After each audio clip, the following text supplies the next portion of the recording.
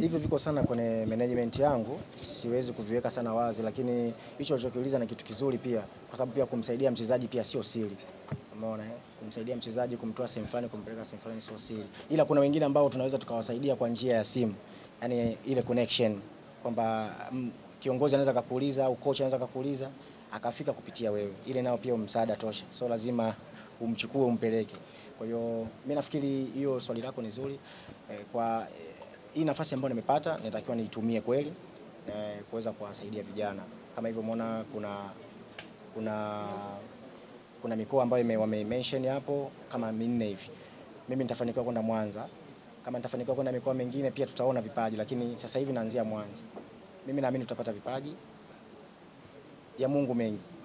Vipaji vitakapopatikana mimi kwa sababu nipo miongoni mwa hii timu yangu ya TBL, naamini kitatokea kitu. Haijalishi mchezaji mmoja, wawili, watatu, lakini hii ni mipango ya Mungu. Kwa hiyo tumweke Mungu mbele, chochote kinawezekana. Tunazungumzia kuhusiana pia na ligi kuu Tanzania bara kwa sababu hao vijana ambao watakwenda kupatikana huko itakuwa ni chanzo cha kuingia kwenye ligi kuu. Tumeona kuna baadhi ya wachezaji wameshaingia tayari.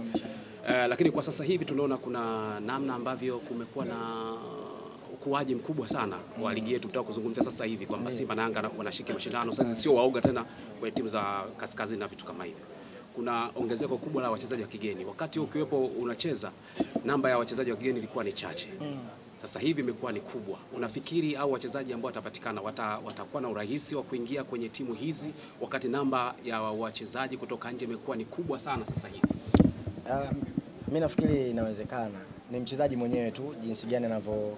Unajua sisi kazi yetu kuna baadhi ya vitu tunatakiwa tuvijue.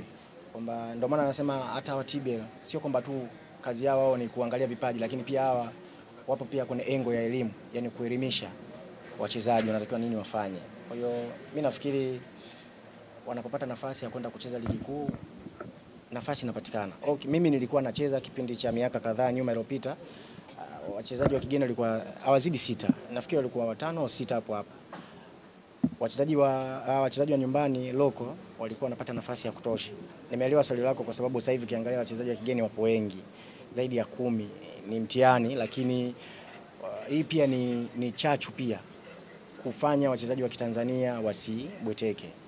Nafikiri pia hiyo ni upande sana wa TFF, sitaki kuingilia chama chetu cha mpira, lakini mimi na kwa upande wangu nikasema kwamba hii ni chachu kwa wachezaji wetu wa Kitanzania wazidi kufanya mazoezi ya kutosha na kujua kwamba sisi tuko kwenye nafasi mbaya. Nikisema nafasi mbaya kwa sababu wachezaji wa kigeni wanakuwa na thamani. Nikisema thamani ya kifedha, mikataba yao. Wanakuwa viongozi wanatoa hela nyingi kumtoa huko kumleta hapa, anataka muone anacheza. Kwa hiyo mchezaji wa Kitanzania anapaswa kupambana ili aweze kuwepo katika kikosi namba 1. Nikisema kikosi namba 1 wale 11 ambao mwalimu anawachagua basi yawepo, na anapokuwepo anapoperform ndio atakuja kutusaidia pia timu ya taifa. Tumekuona wakati ukicheza Hassan Al-Jadidi pale Morocco. Ulikuwa ni miongoni mwa wachezaji ambao wanatupa sura tofauti sana. Wachezaji wengi ambao walienda kwenye mataifa hayo hawakuweza kufanya vizuri kiasi kile. Ni kiasi ya kwamba mpaka timu yako ikaja kukupa tuzo ya mchezaji bora kama watu watakuwa nakumbuka vizuri. Lakini ilikuwa ni kitu cha kustua sana. Msuva huyu ambaye akacheza ligi ya Tanzania. Watanzania hasa kwa wachezaji unaweza kuwaambia nini? Morocco pale kuna mwalimu yuko pale ambaye katoka katika timu ya madaraja ya chini kabisa. Una ujumbe gani kutoka kwa mwalimu lakini kwa wachezaji wengine jinsi ambavyo umeweza kufanikiwa kwenye mashindano, timu ngumu, ligi ngumu, lakini akachipuka Msuva?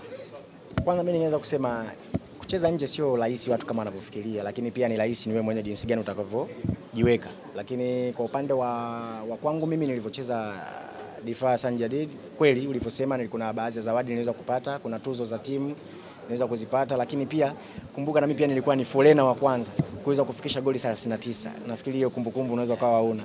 Yaani forena wa kwanza ambaye nimecheza miaka 3 nikiwa Jadida, nimefikisha goli 39. Kwa mpaka sasa hivi hakuna mchezaji ambaye ameweza kuvunja ile rekodi yangu kwa Morocco. Baada hapo ndo nikaenda Wydad, lakini mimi naweza nikasema wachezaji wana nafasi. Kuna nafasi sasa hivi ukiangalia pia mwalimu yupo kule. Ipo timu kubwa Wydad. Na ukiangalia timu iliyotoka huku haina ukubwa, lakini timu iliyoenda na ukubwa. Kwa hiyo yuko kwenye under pressure. Mimi nilishakutana naye mwalimu timu ya taifa.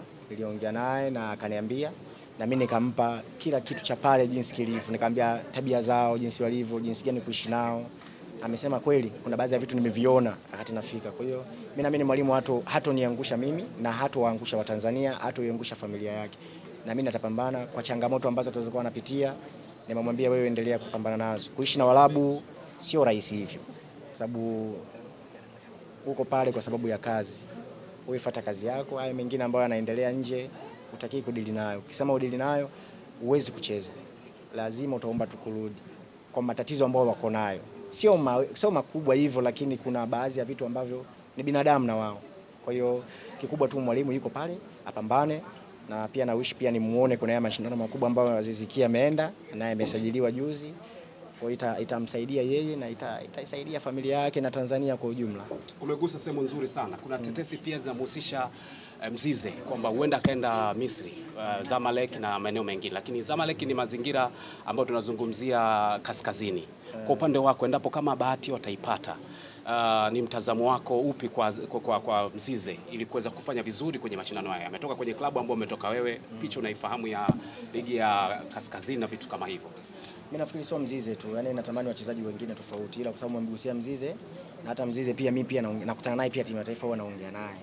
Na mimi napenda wachezaji wengi wakija timu ya taifa akikutana na kama mimi, wakikutana na Samata, wakikutana na Imidi, wanajitahidi kuongea na sisi vizuri, wanataka kujua kwamba mlifikaje hapa, wanauliza kiukweli, yani nisiwe muongo, wanauliza.